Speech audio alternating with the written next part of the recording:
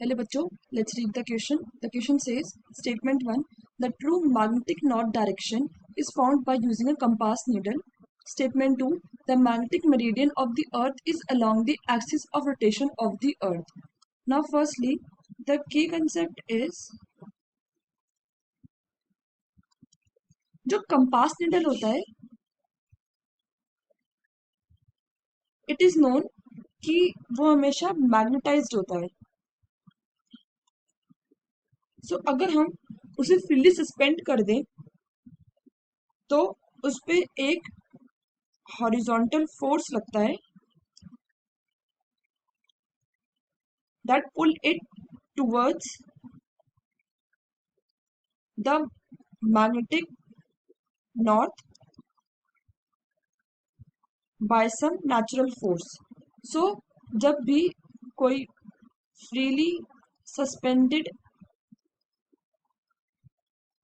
magnet is carrying a specific direction, then it is called magnetic meridian. Now, जब भी हम किसी भी कंपास निडल को ऐसे फ्रीली छोड़ देंगे तो कोई नेचुरल फोर्स के through it will itself direct towards the magnetic north. As said कि magnetic north में and geographic north में there is difference. Just let's say कि ये earth है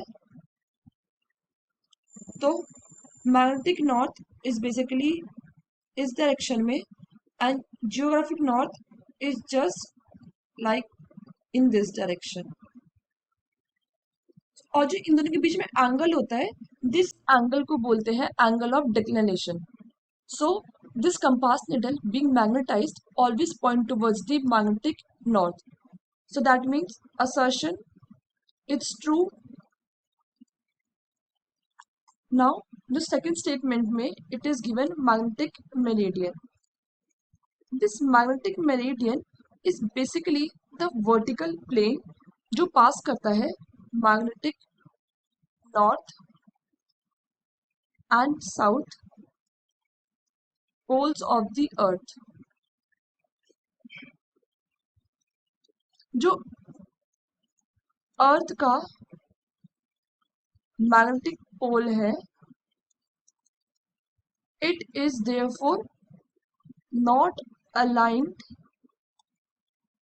with its geographic axis.